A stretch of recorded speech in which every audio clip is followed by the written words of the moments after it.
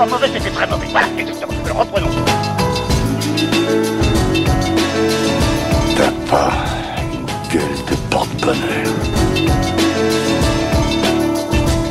Vous savez, les avis, c'est comme les trous du cul. Tout le monde en a un. Bienvenue tout le monde à After Eight, épisode 50. Et ouais, ça y est, épisode 50, on y est, ça devient sérieux. After Eight est un talk show qui déconstruit la pop culture, on y parle de tout, ciné, comics, séries, bouquins, et cette fois-ci on va parler films parce que les gens nous demandent de la hate, parce qu'il y a hate dans le titre. Et on s'est dit, bon bah il y a Justice League qui sort pour l'épisode 50. C'est vraiment pas de chance, hein. C'est vraiment pas de bol. On s'apprêtait à faire un truc spécial, faire intervenir les auditeurs, un truc machin. Non, finalement, il y a Justice League qui sort cette semaine-là. Et comme on a un peu commencé grâce à eux, je veux dire. C'est vrai, on a un peu explosé avec Batman v Superman, donc ouais. Pour que ça devienne sérieux, bon, je suis présent, je suis Daniel Andrieff, et à mes côtés, j'ai deux Justice Leagueurs professionnels. Oh merde. D'un côté, vous l'avez entendu, Benjamin François, dis bonjour. Bonjour. salut Daniel, salut les auditeurs. Et comme une fête... L'épisode 50, c'est l'épisode de la maturité, donc on va essayer d'être sérieux, tu vois.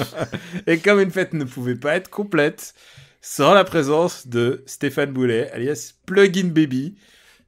Et les gars, faut arrêter de laisser la lumière allumée comme ça, parce que c'est comme les moustiques. Moi, dès que je le vois, je rentre. Hein, donc, c'est un peu notre Aquaman, sauf que lui, il parle aux moustiques, justement.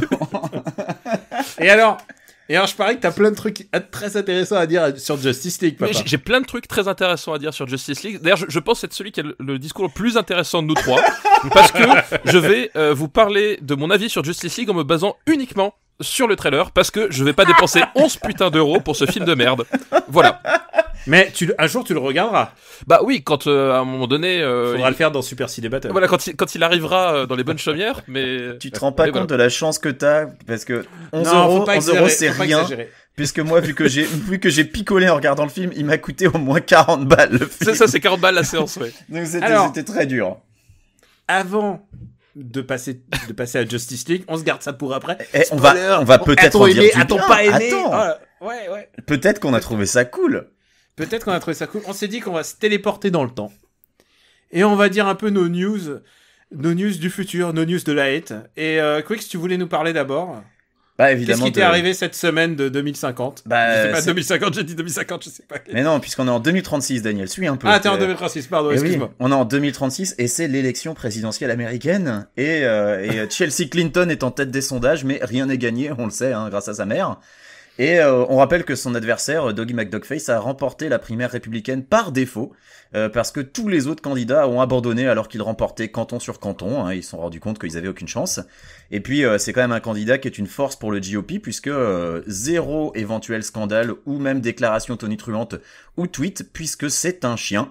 Le GOP ayant décidé finalement de laisser un peu tomber et ils ont présenté un clébard, et puisqu'on sait que dans le sud même un clébard remporterait une élection, il y a des gens qui ont décidé de prendre ça au mot, et voilà, ils ont présenté un clébard qui est anti-avortement et pro-armes, et il est en train de gagner, donc on sait pas encore ce que ça va donner le résultat, mais est-ce qu'il a ses chances, tu penses? Mais il a ses chances, hein.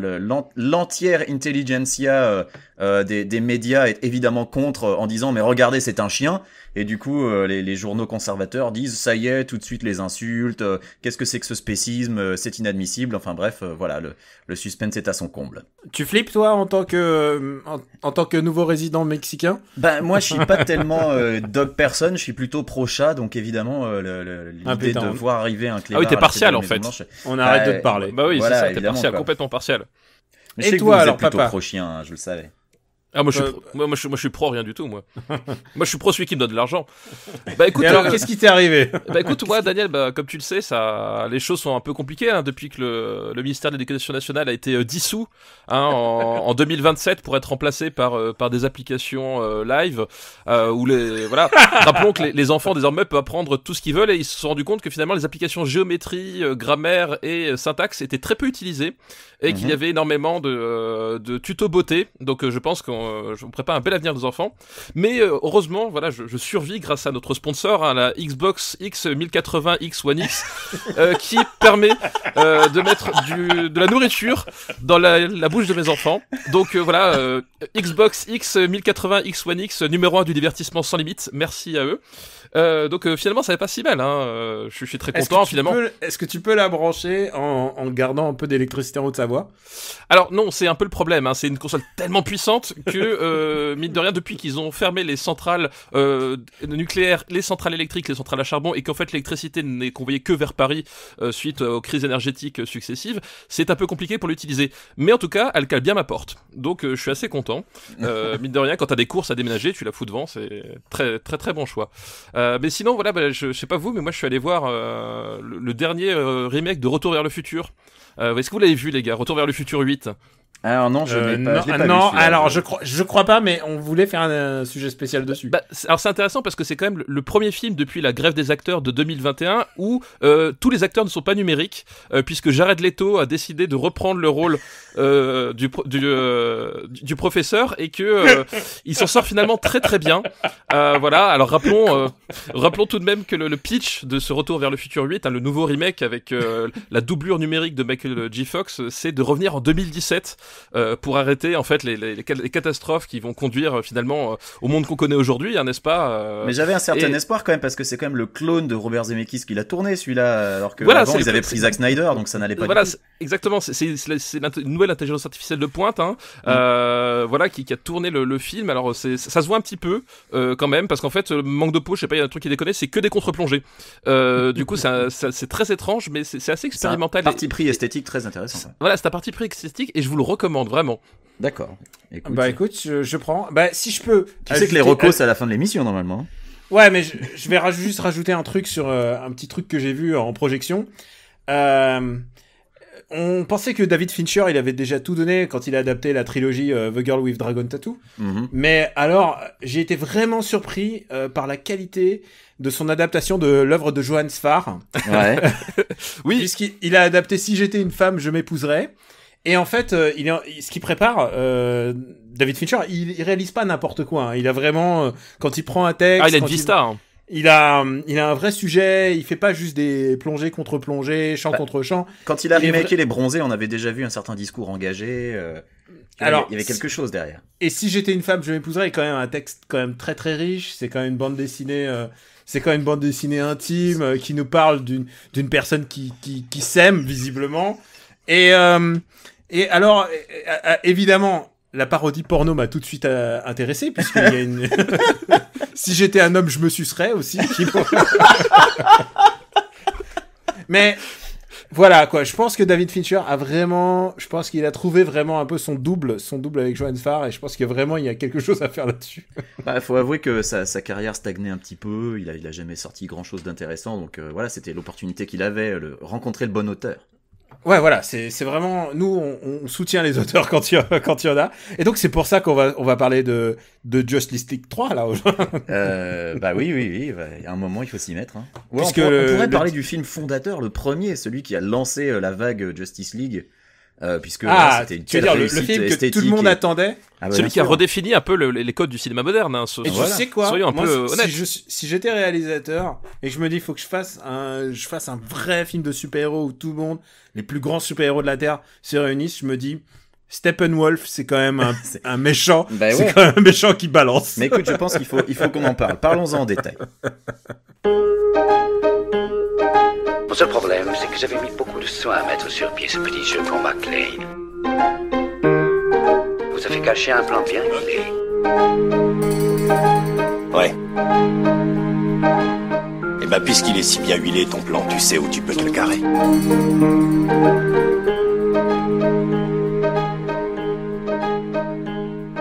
Justice League, un film bicéphale, puisqu'il a été à la fois réalisé par Snyder. J'aurais dit hydrocéphale, mais chacun son choix. Hein. Et terminé, tant bien que mal, je suppose, par Joss Whedon.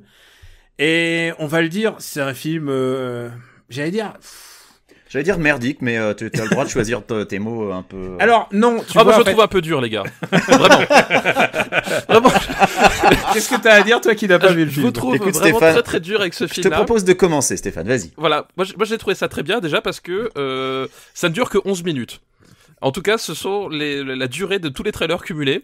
Ah, mais que t'as j'ai vu le trailer regardé. Director's Cut. Oui, c'est pour ça, 11 minutes. Non, en fait, il y a un type, je sais pas ce qu'il avait, je pense qu'il avait beaucoup trop de temps à perdre, ou il avait un truc à prouver, il avait perdu un pari, je ne sais pas. Toujours est-il qu'il a monté toutes les images de Justice League dans les différents trailers, donc ça donne une espèce de compilation de 11 minutes. D'accord. Et je pense que globalement, j'ai compris tout le scénario et j'ai vu pratiquement tout ce qu'il va y avoir du film. Donc finalement, je pense que mon avis vaut largement le vôtre, messieurs. Alors, ce qu'on va t'apprendre, c'est que à un moment, un méchant qui vient du cosmos arrive, qui s'appelle Steppenwolf. Il a une idée, il a un plan très basique, il est très méchant, et il fait « Ah, je suis méchant ». Il débarque chez les Amazones, c'est ça. Littéralement, il fait ça « Ah, je suis méchant ». Et son idée, c'est de terraformer le monde à l'image de son univers d'origine, ce qui est un peu le plan aussi dans Man of Steel. Hein, Ouais. Oui, c'est vrai, c'est déjà, ouais. Si tu te souviens, parce que je pense Mais qu'il faut c'est avoir bien une que- constante dans les plans. C'est bien que tu précises qu'il vient du cosmos, parce qu'en fait, c'est jamais vraiment très clair. Pour les gens qui connaissent pas Steppenwolf, on sait pas trop pourquoi il vient, d'où il vient, pourquoi il vient à ce moment-là et pas plus tôt. Et enfin, il y a tellement de trucs qui fonctionnent pas Alors, avec ce méchant, donc vas-y. Pour t'éviter continue. de googler, il est très, enfin, en BD ça passe, mais c'est un vrai méchant de comic book. Il est vraiment monodimensionnel et je pense que au moins le film lui rend ça. Oui, ça, c'est vrai. Il ne dit absolument rien. C'est littéralement un personnage de Soul Calibur, mais tu sais le low tier quoi. C'est celui que tu choisis jamais. Peut-être même à la rigueur, ça serait un personnage en DLC, tu vois, tellement il est pas intéressant. Et du coup, ils se disent, oh là, on est dépassé devant cette menace, la plus menaçante qui nous ait jamais menacée. En même temps, t'as vu la gueule du mec? Moi aussi, Ouais, j'aurais ouais. peur, quoi. Non mais le devant, truc, devant cette menace, il faut qu'on fasse quelque chose. Et si on ressuscitait le mec que tout le monde déteste, c'est-à-dire Superman? alors si tu veux, il y a un problème majeur. Déjà, c'est que dès Ouais. le début, en fait, et c'était un problème qui était déjà présent dans Batman v Superman. Dans Batman v Superman, on avait Lex Luthor qui savait tout. Et on n'a jamais compris comment il savait tout, par exemple, comment il savait que la kryptonite c'était le point faible de Superman, comment il savait que Bruce Wayne c'était Batman. Il a lu les comics, Et mec. là, on a Batman qui sait qu'il y a une menace qui arrive, et comment il le sait? Parce qu'il y a des hommes mouches géants qui explosent sur des murs et qui laissent des traces avec 3 carrés sur le Alors, mur. oui. Alors, il y a un gros problème avec les Pourquoi hommes mouches géants. Les- Il y a mais un gros problème d'hommes mouches géants. Pourquoi, quand il crève, il laisse 3 empreintes de carrés sur des murs? Déjà, Oui. je n'ai pas compris ça. Genre, tu tues un homme mouche et il te laisse le plan du film, c'est-à-dire, il faut que tu récupères les trois pignous. Les 3 C'est ça cubes. qui est génial. Les 3 cubes, parce qu'il y en Les a 3 pas juste, coquillages. il y en a pas juste un. Il y a 3 putains de cubes, parce que c'est plus fun, j'imagine, à 3. Et il y a un moment absolument génial, et je m'autorise à évidemment, on va être full spoiler dans Ouais, l'épisode. on va spoiler comme des porcs. C'est que, Oh non, les gars, non, je m'en vais là, si c'est comme c'est ça. que pff. pendant Attends, que t'as vu 11 minutes de trailer, t'as bien vu Oui, c'est assez. vrai, pendant que Batman c'est dit on va ressusciter Superman, ce qui est le truc que ferait le moins Batman. Et Parce qu'il je dit dois peut-être avouer, que c'est le truc auquel je m'attendais pas. Moi, je pensais pas que c'était eux qui ressuscitaient Superman. je Honnêtement, pensais pas que ça, ça je m'y allait être attendais aussi pas. bête. Moi, Ouais. je pensais que ça allait être genre un choc, un truc. Parce qu'en plus, on voit les cailloux bouger à la fin de Mais oui BVS, donc on a une petite porte d'entrée quand même. Tu Mais il y a vois. tellement de trucs, il y a des trucs qui contredisent BVS, c'est ça qui n'a pas de sens. Genre, Bruce Wayne qui fait mine de pas reconnaître Aquaman alors qu'il a vu une vidéo YouTube de lui, quoi. Il sait à quoi il ressemble et il fait mine de pas savoir qui c'est. Genre, mais putain, quoi, à quoi ça sert? Bref, vas-y, continue. Il ressuscite Et- Superman. Pendant qu'il ressuscite Superman, ils ont laissé le caillou, le cube tout seul, Ouais. quelque part, et les mecs ils sont allés le pécho pendant qu'ils En s'occupaient arrière-plan. ailleurs. En arrière-plan, il voit un Et- gros halo lumineux. Et genre, Et ah bah le honnêtement- méchant, il a récupéré le cube, dis donc. C'était Honnêtement, ouf. j'ai jamais vu un truc aussi débile depuis les Rivières Pourpres 2. Non mais alors il y a aussi un problème avec ces 3 cubes, c'est que on t'explique que c'est un peu les 3 MacGuffin du film, où en fait, alors qu'en vrai le vrai MacGuffin c'est Superman, mais on t'explique que les 3 cubes ils sont super importants et que si jamais le méchant il met la main sur les 3 cubes, oulala, ça va pas du tout aller. Et on t'explique ça parce que il y a les Amazones qui gardent un des cubes, il y a les Atlantes qui gardent un des cubes, et il y a les humains qui gardent un des cubes. Et déjà problème, les Amazones, on les voit se faire mais bolosser par les hommes mouches. Alors que Batman tout seul, il en bute une dizaine. Donc bonjour, mais merci d'avoir rendu les Amazones ridicules et incompétentes. Ça fait plaisir. Mais par contre, on voit leur nombril maintenant dans les Oui, mais nouvelles alors, armées. elles sont à moitié à poil, oui. C'est Alors ça, voilà, c'est la il y a- touche Zack Snyder, quoi. Il y a une quantité d'Amazones dont le costume n'est plus du tout fonctionnel à part pour montrer leurs abdos. Il y en a quelques-unes qui ont conservé une armure qui est vraiment efficace, mais il y en a plein, elles sont là pour montrer qu'elles ont des abdos, quoi. Tu dis, mais putain, pourquoi avoir changé ça? Et de la même manière, mais le nombre de plans qu'il y a sur le cul de Gal Gadot, mais c'est incroyable. Alors, on sent que c'est réalisé pas par. Ah bah c'est pas Patty Jenkins qui est derrière la caméra. C'est pas par Patty Jenkins, c'est pas. Mais il y a des moments, j'ai cru que c'était Michael Bay derrière la caméra tellement il y a de plans sur son fion, quoi. C'est genre, mais il y a vraiment des mais plans. je pense que c'est ce qu'on plans appelle contre-plongée. Il y a des plans crotch shot quand elle est en jupe, quoi. C'est. On appelle ça une unité de mise en scène, en fait, les gars. Vous ne comprenez pas. C'est un vrai projet de mise en scène parce que vous avez déjà oublié la façon dont le film avec tous les méchants. Putain, j'ai déjà oublié le putain de nom. Le film avec Will Smith où ils sont tous méchants là. Ah, Suicide Squad. Voilà, Suicide Squad, oui. merci. Ah bah oui, tous les plans sur le cul de Margot Voilà, Robbie. Il y a une vraie cohésion esthétique et c'est un véritable choix assumé. C'est la cohérence du DCU. Voilà, la cohérence du DCU, c'est se passe dans le booty shot.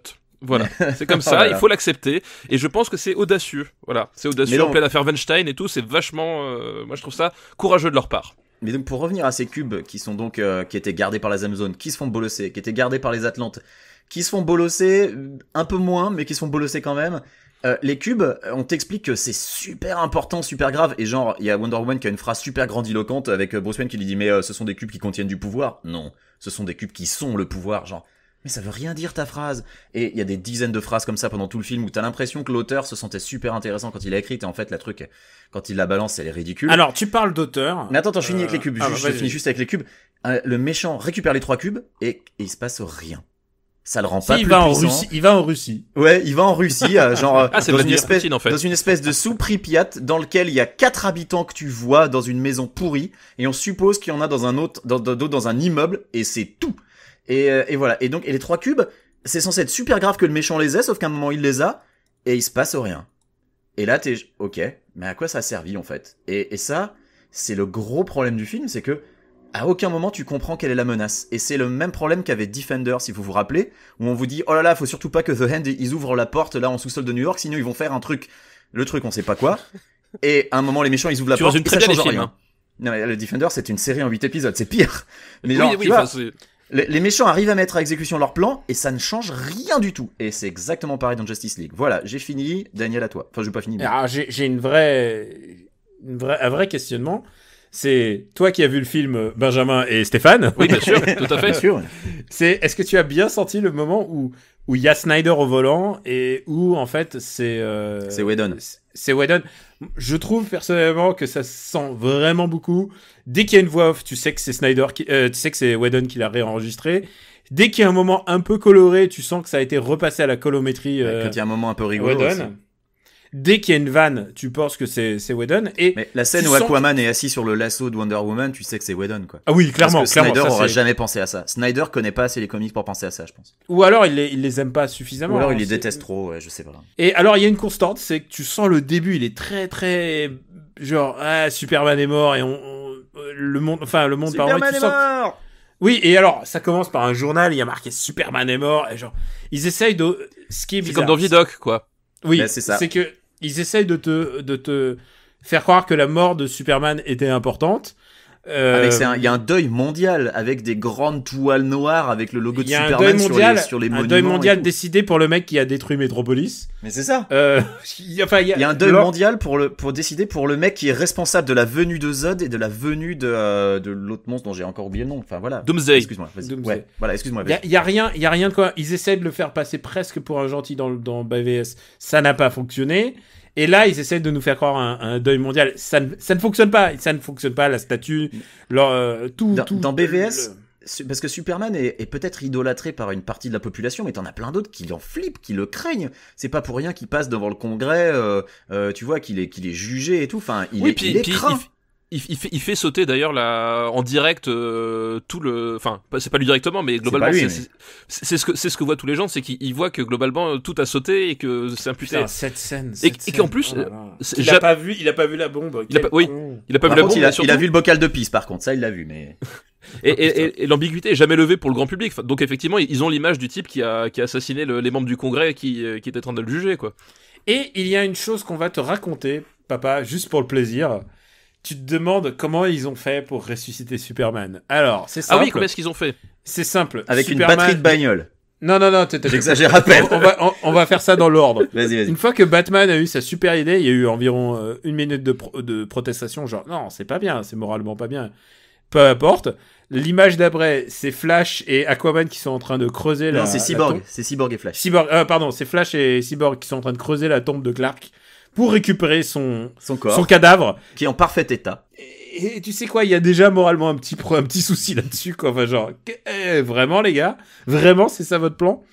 Et en même temps, si tu veux ressusciter un mort, vaut mieux avoir le cadavre, en fait. Oui. Tu vois, ensuite, je sais que t'as pas l'habitude, Daniel, mais c'est comme ça qu'on fait. En Savoie, c'est comme ça qu'on fait. Hein. En Savoie, c'est comme ça qu'on fait. Ensuite, il l'amène dans le vaisseau kryptonien, puisque évidemment, c'est là que tout se passe depuis 3 épisodes. Ouais. On commence à connaître la chanson. Et il le plonge, le cadavre, dans un lait au bain d'ânesse.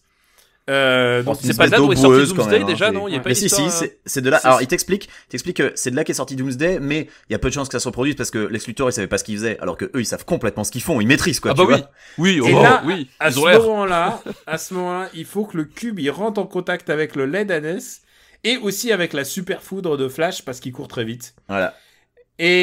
Et alors tu te dis et c'est un démarrage, voilà, c'est un jump start à la batterie de bagnole. C'est exactement ça. Et alors je me pose une question, si ça foire, qu'est-ce qui leur empêche de réessayer? Ah ben genre qu'est-ce qui nous dit que t'as droit qu'à une chance? Bah le montage du film, Daniel, parce que il fallait que ça dure moins de 2 heures, donc je suis désolé, mais on n'a pas montré tous les rushs où il se rate, hein, c'est comme ça. Et donc il ressuscite Superman en plongeant dans son bain de lait. C'est d'une bêtise, putain, c'est nul. Ah. Et ça permet à Flash de lâcher une petite blague sur Pet Sematary, le livre de Stephen King, et donc voilà, une blague qu'il ressortira ensuite une deuxième fois, genre tu te dis, si seulement ce film avait pu être écrit comme ça du début à la fin, ça aurait été mieux, mais il y a tellement de trucs qui sont lancés en l'air et qui ne servent à rien après que... Je vois à tonton que tu te moques de Flash, mais Flash est le... Ah non, mais j'ai aimé Flash. C'est le Flash, c'est le personnage qui m'a donné le plus de plaisir. Mais moi aussi. Ah bah tu vois, et voilà, comme quoi j'ai bien vu le film, c'est aussi le seul personnage qui m'a fait rire de la bande-annonce. Mais oui, donc, mais c'est le meilleur perso du alors film. qu'il a pas dit Dostoïevski.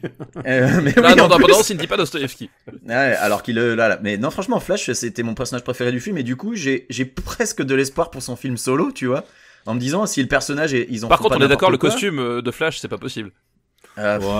C'est franchement. Tu veux que je te dise le gros problème de leur franchement, le costume d'Aquaman est bien pire, je trouve. Non mais alors déjà Aquaman. Bon, voilà. Non, mais le costume d'Aquaman, on dirait Serpentor dans G.I. Joe. Mais oui, et c'est pas mon Aquaman non plus, hein, j'ai envie de vous dire. Ah mais moi, pendant le film, j'ai dit Not My Batman 3-4 fois si tu veux. Et alors, il y a un truc avec leurs costumes, je pense que ces costumes-là sont réglés sur la colométrie Snyder. C'est-à-dire que quand tu les montres sous la lumière Snyder, ça peut passer. Mais dès que tu les montres à la lumière Whedon ou à une lumière genre qui aime la couleur, genre il y a une l'affiche où ils sont tous les 6 ou tous les 5 où t'as beaucoup de lumière, tu vois que ça va pas du tout, on dirait un paquet de dragibus. Et non mais ça fait Japan Expo quoi. Oui, c'est un peu ça. Non mais c'est vraiment ça quoi. J'ai un peu de mal pour ces acteurs parce que tu sens que Affleck il a envie de se barrer. Il y a aucune personne qui a l'air d'être content d'être là. Wonder Woman elle est clairement moins bien traitée que dans ses propres films. Ah ouais, clairement. Ouais, ils sont Cyborg, il est d'une vacuité absolue. Ouais, ils auraient pu le développer. Aquaman, ils en font un bro. Tu sais qui joue le Commissaire Gordon, le père de Cyborg. Non, même je vais laisser Daniel. C'est le savant qui découvre qui est le Terminator dans Terminator 2. Tu sais, putain, c'est Miles Dyson. Miles Dyson. Oh, j'avais pas reconnu. Oh putain. Bah ouais, il y a beaucoup d'années de séparation quoi. Non, par contre quand j'ai vu le commissaire Gordon direct dans la salle, on a fait Parker, bring me pictures of Spider-Man, parce que c'est J.K. Simmons. Bah c'est J.K. Simmons, ouais. Oui, et je ne le savais pas. Alors J.K. Simmons, tu te dis ah putain, ça va être mortel parce que quand même J.K. Simmons en Gordon, il a 2 scènes. J.K. Simmons 2 minutes. Ouais. 2 minutes. Douche comprise quoi. Mais je pense qu'ils doivent avoir un quota de qualité dans les films de Zack Snyder, ils peuvent pas le dépasser. Donc du coup, forcément, le temps de J.K. Simmons va être très très réduit pour ce genre de raison. Attends, on peut parler du temps de Diane Lane et de Amy Adams. Alors Amy Adams qui pour une fois a une utilité et c'est pas juste pour se mettre en danger. Oui, parce que d'habitude, elle écrit un article et c'est nul. Et voilà. La seule utilité qu'elle a dans les autres films, c'est se mettre en danger pour que Superman aille la chercher quand même. Ouais, alors que là. Là, c'est Batman qui la sort d'une pochette surprise pour calmer Superman qui est pas content parce qu'ils l'ont ressuscité, donc il est un peu vénère. Ah, genre tiens, Joujou, tiens. Mais surtout, ce qui est fou, c'est Diane Lane, donc Diane Lane qui est quand même la mère de Superman. Donc Superman ressuscite, tu le vois dans un champ de blé avec sa belle chemise, champ de maïs avec sa belle chemise en train de faire des câlinous à Amy Adams. Et là, arrive une voiture et dedans c'est Maman Kent. Et là, tu te dis, mais ce connard, il aurait pu voler pour aller la voir, pour aller voir sa mère, quoi. Non, elle s'est tapé le trajet en caisse. Il est même pas allé voir sa mère.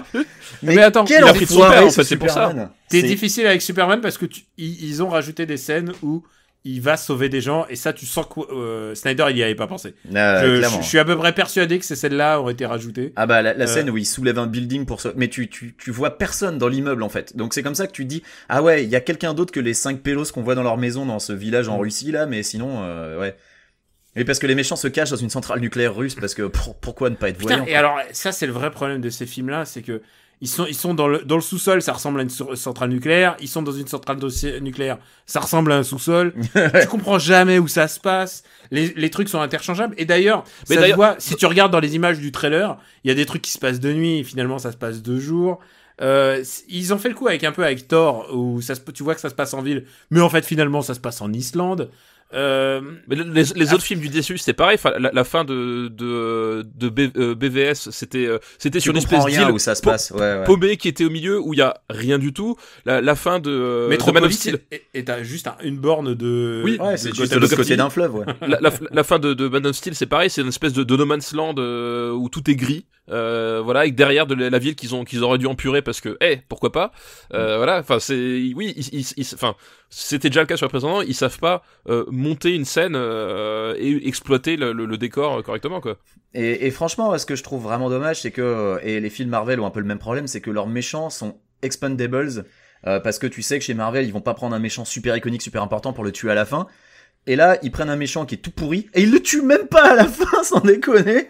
Donc tu te dis, mais pourquoi avoir pris un méchant aussi pourlingue parce qu'en plus, il se fait rétamer. À partir du moment où Superman arrive, le méchant, il tient plus la route, quoi. Il se fait défonce, et tu te dis, pourquoi il est pas venu plus tôt? Parce que, alors, l'histoire dit, ouais, il vient à ce moment-là parce que le monde vit dans la peur, parce que ces créatures d'hommes-mouches, quelque part, se nourrissent de la peur des gens.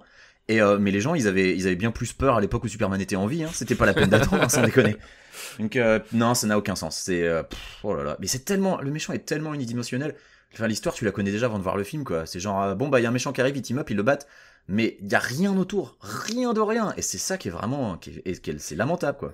Et il y a un aspect qui est lamentable, je ne sais pas, mais en tout cas, une trivialité quant à l'identité secrète, puisque oui.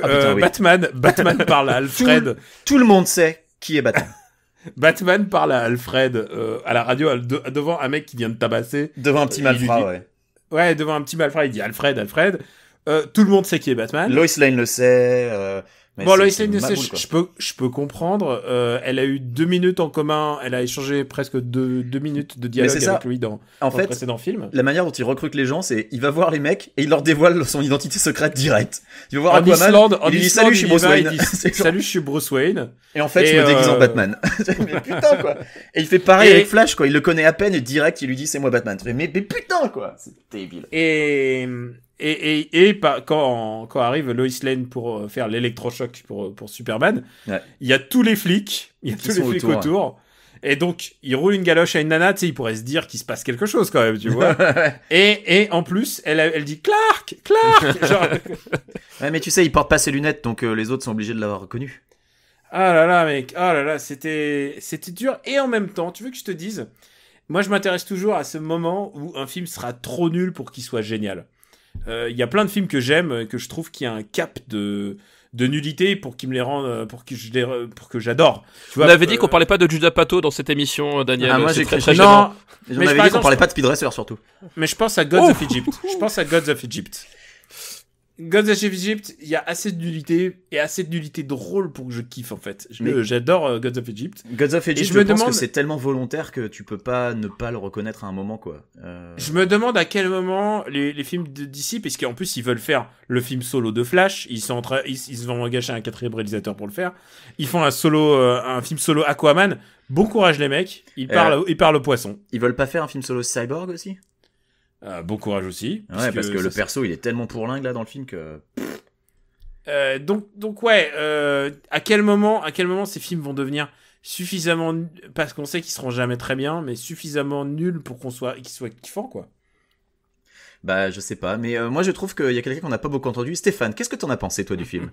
Ah, mais moi je le trouve extrêmement dur avec ce film. Vous lui avez déjà pas laissé sa chance, parce que vous êtes qu'une bande de gros nerds, de rageux, accrochés à vos comic books, là. Oui, l'identité secrète, c'est bon. les costumes, pas de couleur. Alors, ok, c'est pas comme dans l'épisode 43, sorti en 1976, la case 22 de la 5e page. En fait, c'est pas du tout pareil. Ils regardent de l'autre côté. Donc voilà, les mecs, au bout d'un moment, déstressés, hein, votre avis, c'est pas non plus, voilà, hein, vous êtes pas non plus des références. On a bien fait de l'inviter, hein. vous n'êtes pas des phares dans la nuit. J'ai envie de prendre 30 secondes pour parler de la musique.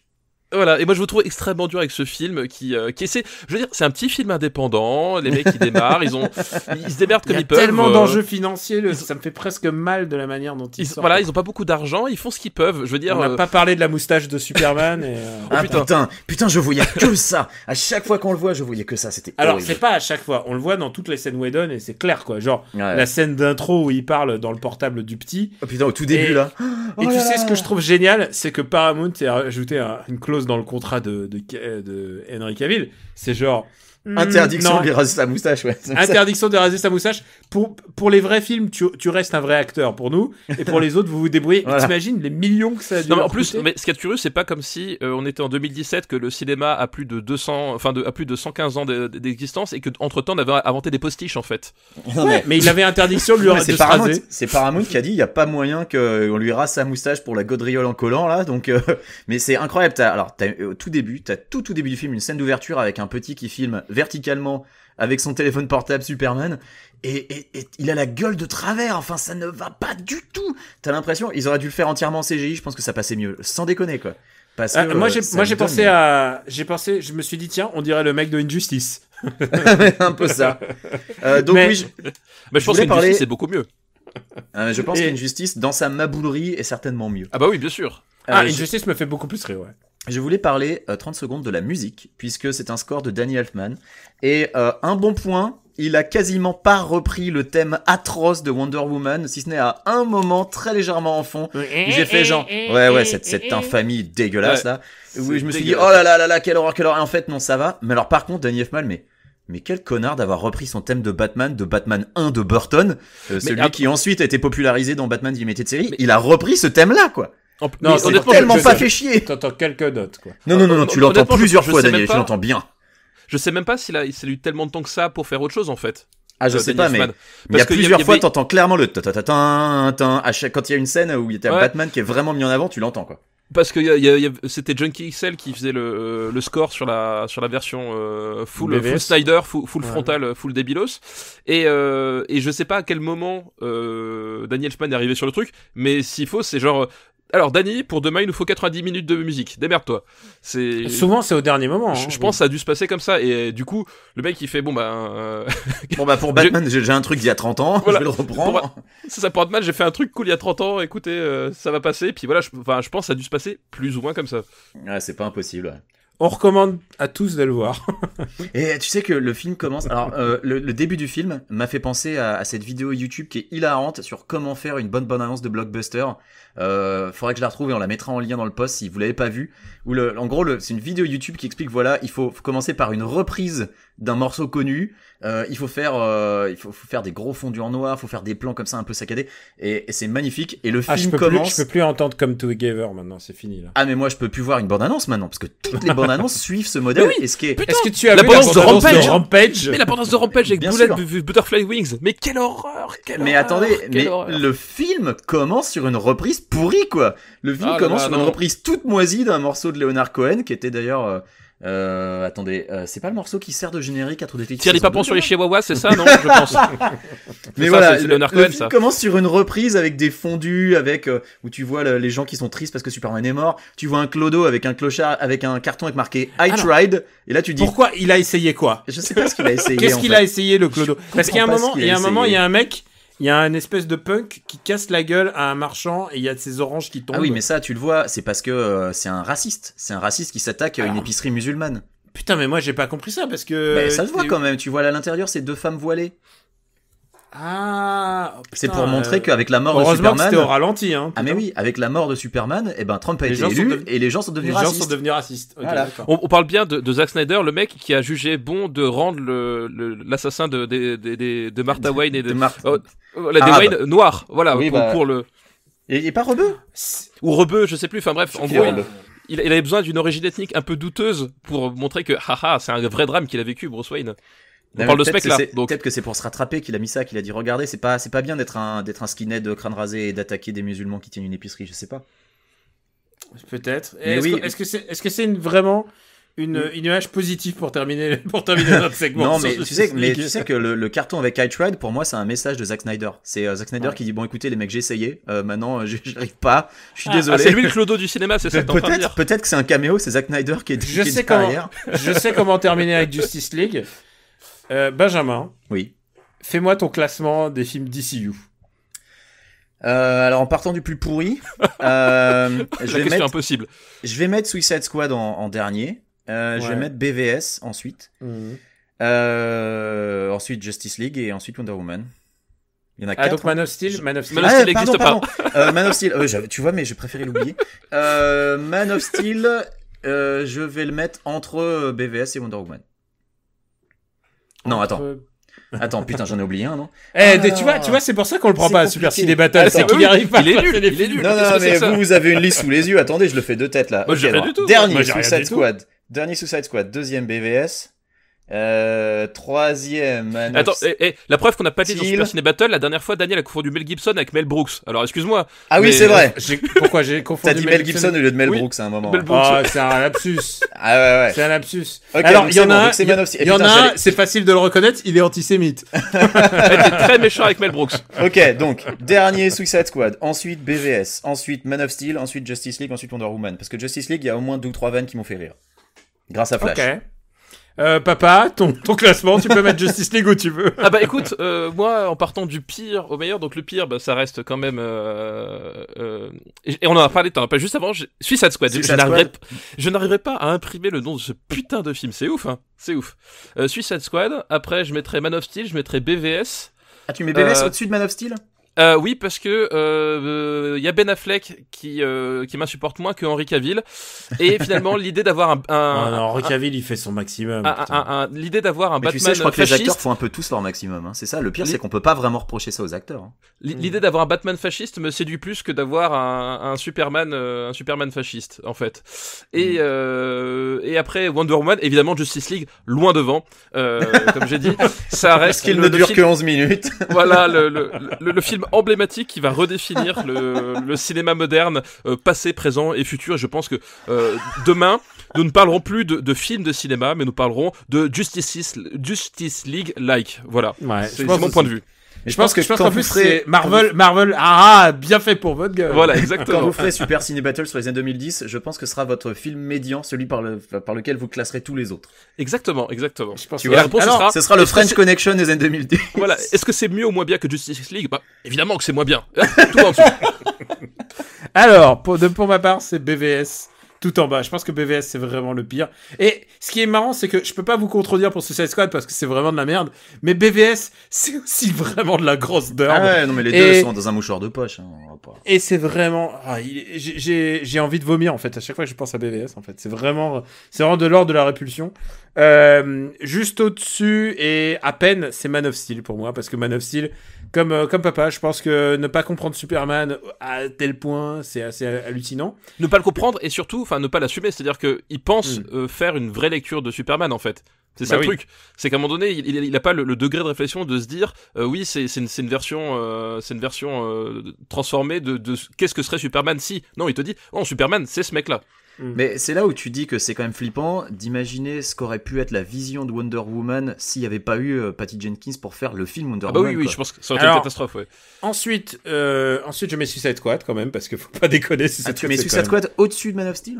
Je préfère regarder Suicide Squad m'horripile moins parce que les personnages qui y sont, je trouve qu'il y a qu'une minute, il y a que 1 ou 2 minutes, il y a que 2 minutes de nul de Batman dans Suicide Squad. C'est vrai. Alors que dans BVS il y en a 2 heures. Quoi. Et il y a Margot Ah, mais dans Robbie Man of aussi. Steel, il y en a 0.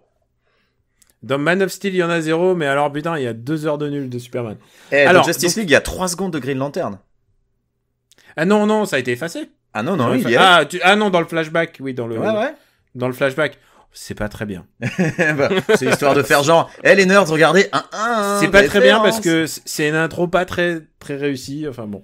Et puis ensuite, je mets. Attends, on les a tous dit. Il te reste Justice League, Wonder Woman, donc. Et je mets Justice League juste au-dessus. Je pense que Justice League, à la rigueur, Justice League est presque regardable par un enfant. C'est-à-dire qu'il n'y a pas de moment où... C'est parce que t'as pas d'enfant que tu dis ça, Daniel. Ouais, non. C'est parce que tu n'as pas d'enfant. Tous les autres ne sont pas regardables par des gosses. Tu sais que ça s'appelle de la maltraitance, Daniel. J'ai déjà vu... non, mais juste pour vous situer, j'ai vu BVS en salle, et c'est comme un corbillard, les mecs, c'est comme un enterrement, personne ne parle, c'est l'angoisse, c'est pas un film pour gosses, quoi. J'ai vu des enfants pleurer. Là, tu sais que à la fin de BVS, j'ai entendu les gens applaudir. À la fin de Justice League, personne. C'était assez impressionnant en fait. Je me suis dit, il y aura bien des fans hardcore de DC pour applaudir. Il y a pas eu de cheers ou parce que les gens m'ont parlé de genre des salles où ça faisait un peu. Ah ouais, non, zéro, rien du tout. Moi, même pas, même dans une salle de haters. Et elle était pleine, la salle, mais non, rien du tout. Écoute, moi je l'ai vu avec Joe Hume, qui nous a fait d'ailleurs la voix de Super Ciné Battle, le jingle. Mm-hmm. Et il y a des moments où je faisais non, putain, non, c'est pas possible. J'ai vraiment eu des moments où je faisais putain, c'est pas possible. Et puis bien sûr Wonder Woman au-dessus, parce que Wonder Woman est regardable par des gosses. Mais parce que la première moitié est plutôt chouette.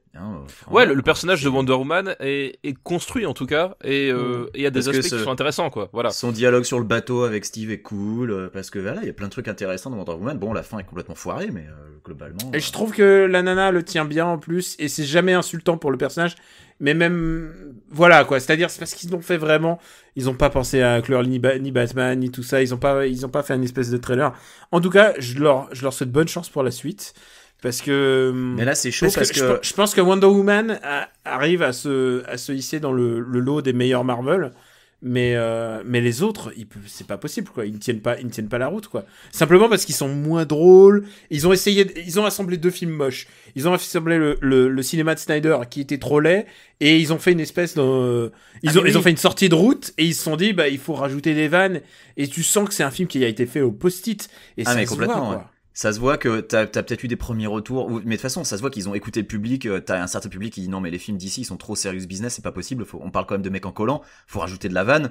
Et donc, ils ont rajouté de la vanne au chausse-pied. Tu sens que l'après-BVS a été très dur, là, les sondages d'opinion et tout ça. Et autant ça a cartonné. Et d'ailleurs, ils le sortent de la même manière. C'est-à-dire qu'ils font pas de pro-jeu de presse, ou très peu. Un embargo juste avant la sortie. Et ils s'attendent à faire un gros carton sur la première semaine parce qu'ils ont fait un gros embargo. Mais parce que tout le monde a un podcast à alimenter. Voilà aussi, il faut bien le dire. Ouais. Mais c'est vrai. Le pire, c'est que c'est même pas le cas. Enfin, le film fait quand même ses 100 millions de dollars là, de recettes sur le premier week-end. Mais il fait beaucoup moins que BVS, par exemple. Et combien il va faire en deuxième semaine, c'est ça qui va être intéressant. De combien il va s'écrouler en deuxième semaine, ouais. Mais il y a un truc qui est parce très que BVS c'était il avait fait cartonner en première semaine. Et il a fait moins 70 en deuxième, je crois, un truc comme ça. Tu as utilisé le terme laid, et c'est vrai que c'est quelque chose qu'on a à peine dit, mais le film est d'une laideur. Mais alors, oh là là, il y a des plans. Putain, sans déconner. Alors, j'avais déjà dit que les plans de Thor Ragnarok où ils sont en Islande là étaient ultra moches et où ça puait le matte painting, mais genre à 10 000 km. Alors putain, Clark dans son champ de maïs, ça dépasse tout ce que tu peux imaginer en matière de mocheté. C'est d'une laideur absolue, mais visuellement c'est immonde. Franchement, je comprends pas comment ça peut, mais ça a pu passer des test screenings, c'est pas possible. Et est-ce que je peux... juste pour finir, je pense que le gros problème du DC Universe, c'est qu'ils avaient une vision qui était celle de Zack Snyder, qui se sont rendus compte en cours de route que la vision de Zack Snyder, ça allait pas le faire, et que maintenant ils naviguent au doigt mouillé. Alors que les Marvel, ils ont une vision qui est différente, qui est beaucoup plus faite de gaudrioles, moins de prise au sérieux, mais que eux, quelque part, ils s'y tiennent, quoi. Et d'ici, t'as l'impression qu'ils naviguent en fonction du sens du vent, qu'ils pensaient avoir trouvé la formule avec Wonder Woman, mais que manque de bol, Justice League était déjà trop avancé. Je crois savoir qu'ils ont rajouté du Wonder Woman dans Justice League parce qu'elle était un peu moins mise en avant. Là, elle est limite chef d'équipe, tu vois, au final. Même si à la base, elle voulait pas le faire. L'air de s'emmerder, hein. Ouais, t'as l'impression que quelque part elle voulait pas vraiment le faire, quoi. Et on sent bien que ça la pèse un peu. Et puis Affleck, il est plus dedans, quoi. Enfin, en tout cas, il joue bien le rôle de Batman fatigué qu'en a marre et qui veut raccrocher les crampons. Ça, il le fait bien parce que tu sens que l'acteur, il veut plus être là, quoi. 2 détails rigolos, juste avant de se quitter sur ce film, c'est Superman qui prend Batman par le col et qui lui fait, tu m'as demandé, do you bleed? Ouais. Et ben, on va voir si toi, tu sais, mais oh là là, j'étais là en train de me prendre la tête dans les mains. Mais là, voilà, Mais là, qu'est-ce j'ai envie que de le c'est voir. Voilà. Mais ce qui donne lieu à une bonne vanne quand t'as Batman par terre qui est là, genre, Non! ouais, je crois que je sais. Non, mais elle est nulle, c'est nul. Oui, c'est nul, mais. Et la deuxième, encore plus nul, je sais que Stéphane est très soucieux de ce que devient Pa Kent, c'est-à-dire celui qui s'est sacrifié. Kevin Costner. Kevin Costner, qui s'est sacrifié le père de devant l'année, les yeux rappelons-le. de son fils en disant, le père de l'année en disant, non, laisse-moi mourir parce qu'il faut pas que tu meurs pour tes idées, pour tes idéaux. Laisse mourir des innocents, c'est plus important, c'est moins important Oui, que ton identité c'est ça. secrète. Exactement, c'est ça. Ce qui est le plus important, c'est que tu sois tranquille. N'utilise pas ton pouvoir de sauver les gens parce que de toute façon, il ne peut rien t'arriver. Voilà. Et n'oublie pas, il était en flashback dans BVS parce Ouais. qu'il est toujours dans les Oui, bons au coups. le sommet de sa pauvre. montagne. Un flashback Oui. fantastique. Un flashback pour lui dire non, ne va pas te battre, ou je sais plus quoi ce qu'il lui Oui, disait. la fameuse parabole, lui, il a laissé le voisin crever parce que finalement, ça l'arrangeait bien, quoi. Eh bien, accroche-toi, tu le vois un tout petit peu dans celui-là parce qu'il t'avait manqué. Il était en photo dans le cercueil de Superman et tu vois sa photo couler petit à petit dans le bain au lait d'ânesse. Et c'est une vision terrifiante. Est-ce que c'est plus terrifiant que les espèces de plantes dégueulasses qui poussent à Tchernobyl à la toute fin du film, là, les trucs, mais tu te dis, mais d'où ça sort ces couleurs dégueulasses? C'est de la CG dégueulasse. C'est d'une mocheté, putain. Bon, c'est vous incroyable. l'avez compris, After Eight s'est défoulé. Vous avez compris, on a tous adoré Justice League. À part Stéphane, que j'ai trouvé un peu négatif. Exactement. Mais moi, j'ai vu la Allez. meilleure version, moi. Vivement Suicide Squad 2. Oh putain.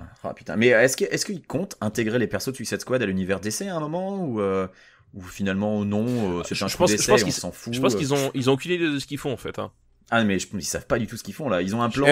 Et alors moi je m'en fous complètement de ce qu'ils font. Ouais. Non, mais alors, Le bois ne rend pas les coups. After Eight est un titre trompeur parce qu'à la fin, on balance nos recommandations.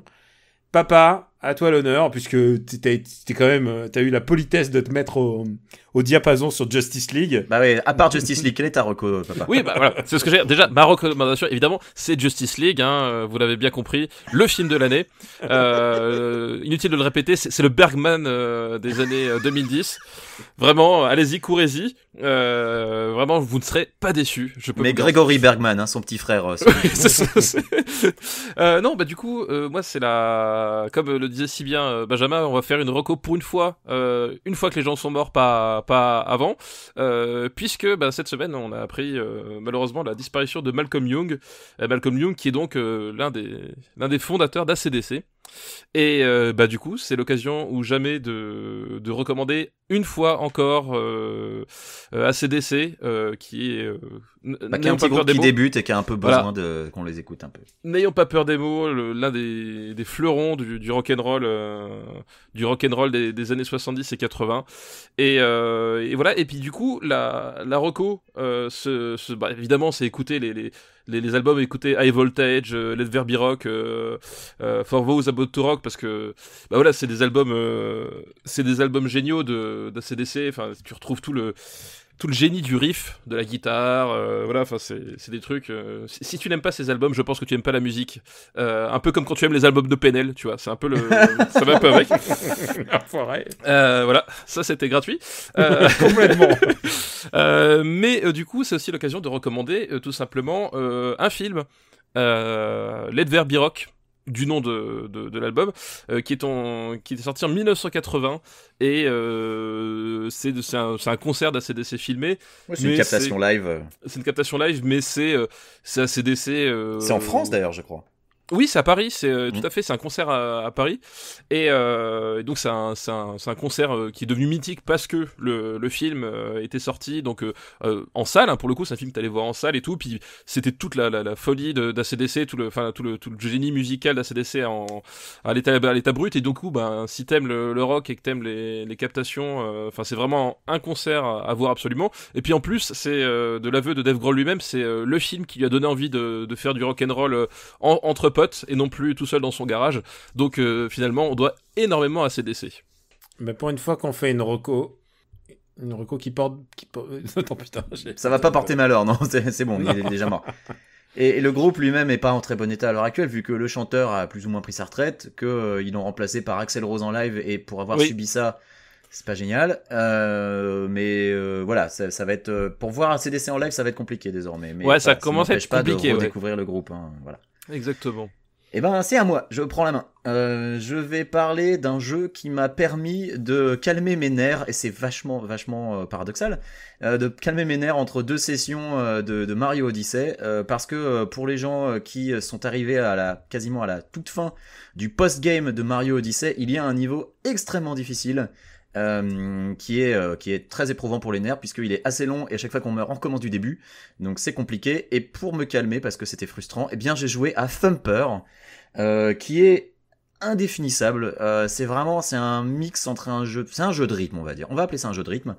Mais c'est un jeu de rythme avec des graphismes que ne renierait pas notre ami Jeff Minter, à savoir l'auteur de titres comme Tempest ou Space Giraffe, qui sont complètement psychédéliques dans leur approche, avec des graphismes complètement maboules. Et ben Thumper, c'est exactement ça. On dirige une espèce de, c'est un bourdon, c'est un scarabée argenté sur une piste qui dévale à toute berzingue. Et en fait, on suit cette piste sur laquelle des obstacles apparaissent, et il faut effectuer des actions, et généralement c'est fait en rythme avec la musique, qui est une espèce de musique psy-trance, lancinante, vraiment très particulière. Et Thumper, c'est un jeu de réflexe, c'est un jeu de rythme, et c'est un jeu qui peut être extrêmement frustrant. Et curieusement, moi, ça me détendait de jouer à ça après m'être arraché les cheveux sur ce putain de niveau de Mario, que j'ai fini par réussir à passer. Et donc du coup, maintenant, je peux me consacrer à Thumper, que je recommande chaudement. C'est disponible sur à peu près toutes les plateformes, y compris sur Switch, où ça tourne à 60 fps, donc c'est là-dessus que j'y joue. Mais c'est aussi sur Steam, sur PS4, sur Xbox One, enfin voilà, c'est disponible dans toutes les bonnes crèmeries. Voilà, à toi Daniel. Alors, il fallait que je finisse avec un comics, et en moins un comics qui fasse oublier un peu Justice League. Il y a pas longtemps a commencé Mr. Miracle de Tom King, et au dessin, je crois que c'est Mitch Gerald qui est son partenaire sur The Sheriff of Babylon, donc vraiment un chef-d'œuvre. C'est un comics qui parle de la guerre en Irak. Tom King, dont on a déjà abondamment parlé. Tu as déjà recommandé The Sheriff of Babylon, d'ailleurs. Voilà, c'est Tom King, donc c'est un ancien agent de la CIA, et maintenant il travaille chez DC, et il a eu un des comics de l'année dernière. Il a écrit le comics Vision, donc le personnage que vous connaissez tous des Avengers. Chez Marvel à ce moment-là. En faisant un thriller de banlieue pavillonnaire. C'est extraordinaire.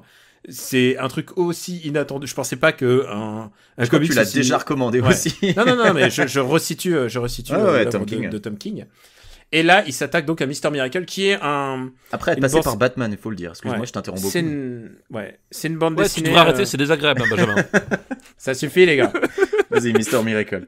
C'est une bande dessinée créée par Jack Kirby. C'est un personnage de Jack Kirby. Donc, il y a tout un mythe, une mythologie basée sur les personnages des New Gods. Et Mr. Miracle, sa particularité, c'est que c'est le roi de l'évasion. C'est vraiment, il fait de l'escapisme. C'est son pouvoir. Il peut se défaire de n'importe quelle situation. Sauf que... comme Balkany, quoi. Hein ? Comme Balkany. Voilà. Sauf que, à un moment, un matin, il apprend que son père, qui est le high favor du monde des New Gods, est mort. Et donc, il va falloir que, il prenne pas sa succession, mais il a un autre frère adoptif qui, lui, a des vues sur le trône. C'est un peu Loki, en fait. Il y a vraiment un conflit d'intérêts entre ces deux frangins qui sont pas vraiment frangins, qui sont demi-frères. Et Mr. Miracle, il vit sa vie toute bête dans le monde des humains. Et lui, il fait des shows, quoi. Il fait des shows d'escapisme, il se délivre de situations, genre de pièges qu'il se tend lui-même. Il vit avec sa femme qui s'appelle Big Barda et qui est aussi une super-héroïne, mais qui, elle, a aussi ses propres problèmes. Et c'est ça qui est super intéressant, c'est que c'est un comics ultra psychologique qui se plonge complètement dans les tumultes et les méandres de la psyché de son auteur. Enfin, de son héros, je voudrais dire. Et c'est absolument fascinant, parce que je pense que c'est une des meilleures utilisations du média de la bande dessinée, tel qu'on peut pas le faire en film. Ce qu'on voit sur les pages, c'est à peu près du registre de ce qu'on voit dans Watchmen. C'est quand tu vois Watchmen, tu te dis, si tu le fais en film, ça sera pas aussi bien. Et c'est vrai, elle est pour toi. Et c'est vrai, quand tu lis Mister Miracle, tu te dis, putain, mais quelle bande dessinée. Et tu te dis que tu ne peux n'avoir ça que dans une bande dessinée. C'est extraordinaire. Le dessin est somptueux. Là, il y a le numéro 4. Je crois que la série va durer 12 numéros. Le numéro 4 est sorti. Il est en plein procès. Il y a son frère qui est un vrai... qui est un bâtard, faut le dire. Et il est en procès et son frère est le juge et exécuteur et bourreau.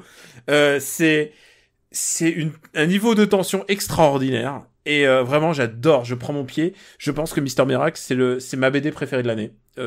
Pour l'instant, je vous dis ça à novembre, mais c'est celle qui va clairement marquer les esprits.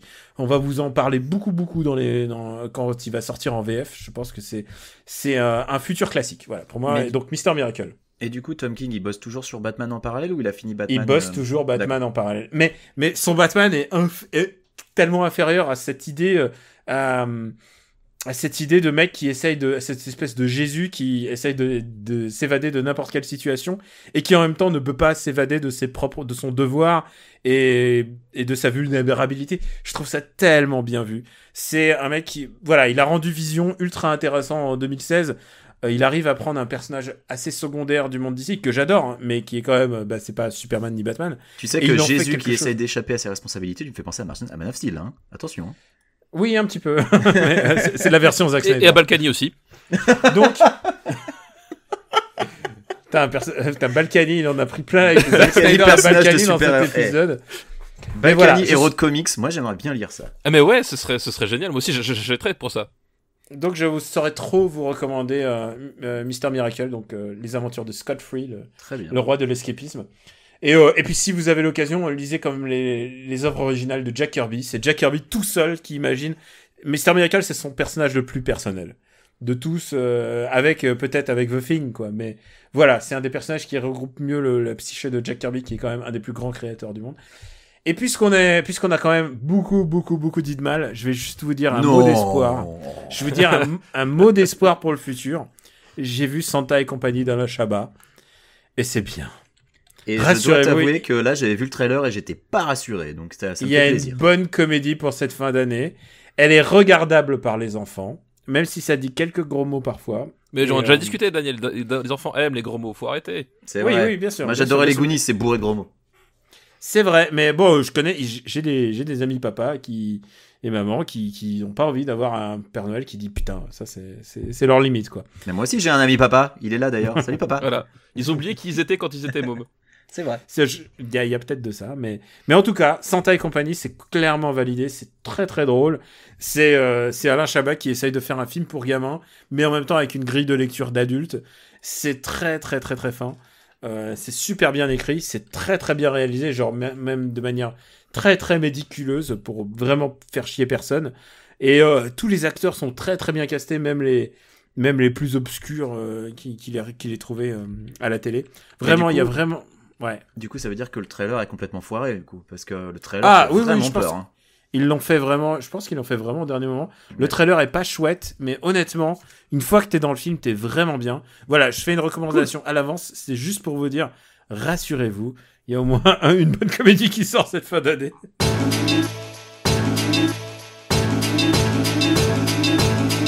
Alors, je crois qu'on a tout dit, les gars, c'est bon ? Écoute, à moins que papa veuille en rajouter un peu sur Justice League. Papa, où peut-on te retrouver ? Dans les cinémas, pour voir Justice League en ma compagnie, puisque je vais faire toutes les séances possibles pour revoir et me replonger dans ces aventures merveilleuses de, comment il s'appelle déjà Steppenwolf, c'est ça. Voilà. Donc c'est même pas Darkseid, quoi. C'est Steppenwolf. Il name drop Darkseid à un moment. Hein. Ouais, il le name drop, ouais. Bref, du coup, où est-ce qu'on peut me retrouver ? J'en sais rien, moi. Déjà, faut chercher sous la neige, c'est pas évident. Tu parles, il y a pas de neige. Il y a des tempêtes. Il y a pas de neige cette saison ? Ah, non, il y a des tempêtes, mais il y a pas de neige. D'ailleurs, il faut qu'on en parle, puisque c'est l'épisode 50. La semaine dernière, nous étions fixés rendez-vous. Ah mais on était prêts, on avait le popcorn. On était chaud, avait commandé, certains avaient commandé des bières. Mais ouais. Moi, je m'étais documenté. On était chaud bouillant pour enregistrer le 2e épisode de Par la Montluc. C'est ça, voilà. Et il se trouve que vers 5h30 environ, à un moment donné, Genre une demi-heure avant l'enregistrement, hein, on peut le dire. J'étais sur l'ordinateur, puis d'un seul coup, l'écran s'éteint, donc je comprends qu'il y a une coupure d'électricité. Je descends en bas, puis je vais voir ma fille et ma femme qui étaient en train de faire manger. Je me suis dit, bah s'il faut, tu sais, c'est parfois quand t'allumes plusieurs appareils en même temps, évidemment ça fait sauter les plombs. Bon, ok. Je fais, qu'est-ce que vous avez encore fait, les filles?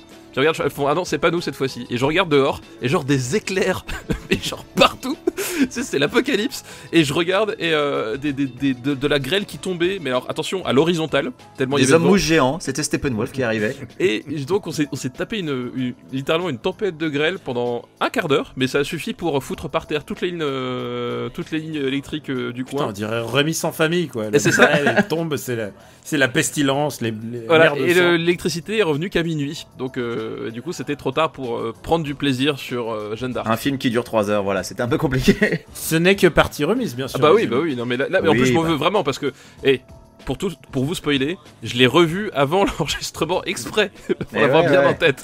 Ah non, mais c'est bien, ça c'est du travail sérieux. Ah ouais, voilà. J'espère que Benjamin François va faire la même chose. Non, mais moi je pense que c'est une bonne formule. Un mec qui l'a vu très récemment, un mec qui a carrément lu un bouquin dessus, et un mec qui l'a pas vu depuis 20 ans, comme ça, qui est un peu exactement. original. Je pense que c'est une bonne formule, comme ça on aura 3 C'est ça. approches différentes. Oui, à la fin ça donne un peu de Et texte. surtout, j'ai pas besoin de le revoir, donc c'est une approche qui me convient parfaitement, les gars. Alors, où est-ce qu'on peut te retrouver, Benjamin? Alors, vous pouvez me retrouver sur les forums de Gamecult, sur Twitter, sur Gaming698X et dans After Eight, sur after8.fr. Le podcast refonctionne sur iTunes Windows, sachez-le. Ouais. Mettez à jour vos iTunes. Bravo, Apple, attends. j'ai rien fait. Enfin, moi j'ai juste ouvert un bug chez Apple. Derrière, c'est eux qui ont fait le boulot. Mais voilà, iTunes gère enfin le protocole de chiffrement que nous utilisons pour notre podcast. Et pas juste nous, la moitié de la planète le fait aussi. Mais voilà, s'il était temps que Apple le fasse. Notre audience a doublé en 2 jours. Pas tant que ça, parce que iTunes sur Mac le gérait déjà. C'est juste iTunes sous Windows qui traînait un peu la patte. Mais ça y est, c'est réglé. Maintenant, normalement, il n'y a plus de problème. Ça veut dire qu'il y a des mecs qui se sont pris genre 20 épisodes d'un coup dans la gueule, quoi. Ben oui, parce que ça fait un moment déjà qu'on est passé en HTTPS. Donc voilà, ça refonctionne, donc c'est cool. Donc je n'ai plus besoin de me prendre la tête. C'est réglé. Alors, bienvenue à nos nouveaux auditeurs avec le numéro 50. Bienvenue aux nouveaux, comme dirait Corbier. Papa, à toi, où peut-on te retrouver? Parce que c'est toi l'invité, normalement on aurait dû te laisser parler en premier. Ah bah non, on l'a déjà fait. Mais il est pas invité, il est membre. Non, et en plus on lui a déjà demandé. On le retrouve sous la neige, mais au final il a raconté son histoire de Blizzard et on a zappé. Voilà, on peut le exactement, retrouver c'est ça. Et alors pour ma part, Camille Robotique sur Twitter, vous pouvez me retrouver évidemment sur After Eight, Super Ciné Battle, par la Montluc bientôt, n'est-ce pas? Mais oui. Oui. Et sur Gaijin Dash cette semaine, puisqu'on enregistre normalement, on enregistre demain si vous voulez savoir. Et Super Ciné Battle, on grave dans le marbre. Super Ciné Battle, on grave dans le marbre. Et je vous donne aussi rendez-vous, ça sera au Toulouse Game Show. Au Toulouse Game Show, pardon. C'est comme à Tokyo, mais à Toulouse, en fait. Avec Mais plus de saucisses. Et donc voilà, je serai au Toulouse Game Show, donc c'est le 2 et le 3 décembre, pour vous signer mon livre et venir à votre rencontre. Donc venez avec votre bonne humeur, on va parler. Voilà. C'est la biographie de Jacques Toubon, précisons-le, parce que tu ne dis jamais le sujet de ton livre. Donc maintenant il faut le révéler, c'est la biographie de Jacques Toubon. Daniel, sans toi, ce genre de choses ne pourrait pas être possible en France. Eh mais vous savez quoi? Vous voulez qu'on parle de nos petites perversions? Enlevez-moi Amazon parce que j'ai commandé un livre, j'étais sur le bord de l'autoroute et là j'ai vu le livre de Jean-Louis Debré et je me suis dit putain, il me manque à ma collecte. Tu sais que le bord de l'autoroute, c'est là où on devrait laisser Jean-Louis Debré. Ça tombait bien. Ah non, et tu sais quoi, c'est un livre sur Jacques Chirac et je me suis dit personne de ma timeline, aucun de mes amis ne l'a lu, personne ne peut. Étrangement. Donc en fait, j'ai été obligé d'acheter ce livre spontanément pour essayer d'avoir un avis, quoi. Enfin, alors que moi, dans ma timeline, timeline, en faire une reco, quoi. Sache que Et tu t'es dit, Frédéric c'est bientôt Lefebvre Noël. me suit, il a peut-être lu le livre. Tu le raconteras plus tard. Donc, voilà. Tu le raconteras. C'est le nom du bouquin. Tu le raconteras plus tard. Ah d'accord. Et oui, la vie politique racontée par Jean-Louis Debré avec sa liberté de ton et son franc-parler habituel. Sacré Un Jean-Louis. spectacle qui n'a jamais rien de conventionnel. Notation insolite, coup d'œil incisif, vérité saisie sur le vif. On retrouve dans cette chronique des années Chirac toute l'acuité de regard. Je sais pas comment j'ai pu donner de l'argent à ça. Et t'en as bien donné pour Justice League aussi. C'est vrai parce que je n'ai pas eu accès au Projo Press puisqu'il y en a pas eu. Voilà. Donc pourquoi je parle de cette merde? Je ne sais pas. Parce que tu Alors- voulais évoquer ce livre. Voilà, le truc c'est que je serai au Toulouse Game Show. Je pourrais peut-être vous parler de ce livre que Tu j'aurais lu. pourras leur mais je dédicacer pourrais- le livre de Jean-Louis Debré. Voilà, et je pourrais aussi vous dédicacer le mien, donc le livre l'histoire de Dragon Quest, qui sort dans toutes les boutiques le 8 décembre, et je ferai aussi un petit event à Paris une semaine plus tard, donc restez connectés. Tu sais que pour être raccord avec Jacques Toubon, t'aurais pu l'appeler l'histoire de la quête du dragon. Hein. T'as pas vraiment fait d'effort. Hein. Mais qu'est-ce que vous avez avec Jacques Toubon ce soir?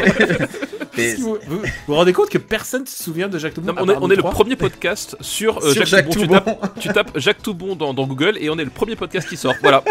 C'est grâce à nous. Un très très bon ministre de la culture quand même. En matière de référencement, mine de rien, ça joue hein, d'être les seuls Bah sur oui. le créneau. Exactement. Ah bah ça, Jean-Louis Debré et Jacques Toubon on maîtrise. Ah voilà, là, tu Je pense que Balkany, un petit effort et on est premier sur Balkany. Ah, on n'est pas loin, ouais, on n'est pas loin. Vous pouvez nous retrouver sur le site afterhead.fr, sur donc iTunes, Ouais. et sur YouTube. On vous remercie beaucoup de nous laisser des petites Des étoiles. des petites étoiles et des commentaires. Ça nous fait très plaisir et ça aide au référencement parce qu'en fait, on n'est pas des très bons publicitaires, faut le dire. Non, mais pour nous féliciter d'avoir refait marcher iTunes Windows, mettez-nous 5 étoiles quand même, c'est grâce à nous. Ah mais ça. ouais, voilà une bonne raison. Voilà une raison de venir sur iTunes pour aider ce podcast. On vous remercie beaucoup et on vous embrasse très fort et on vous dit à la prochaine. Merci d'avoir été là pour déjà 50 épisodes. On vous donne rendez-vous pour les 50 autres. Votez pour votre After Eightos préféré. Et si vous avez aimé le film Justice League, on vous remercie d'avoir tenu jusqu'ici parce que ça a dû être dur. Putain, c'est vrai, ouais. Et si t'as aimé Justice League, c'est pas grave. Mais non, mais chacun est libre d'aimer ce qu'il veut. Hein. Voilà. Ah oui, bien sûr. On t'aime bien, toi, nous. Voilà. On vous remercie très fort et on vous embrasse. Ciao. Salut.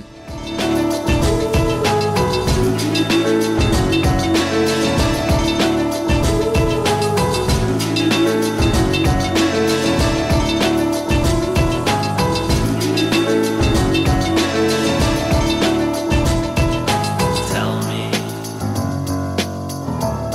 do you let them down gently? Does it only make it harder to let the feeling linger? To drag it out a little longer? Does it put your mind at ease?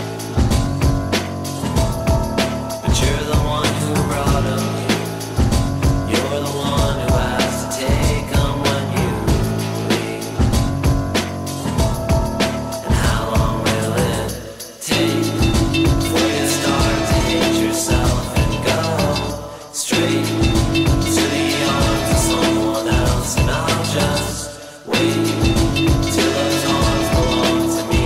And I'm not saying that you love me. I'm not saying anything.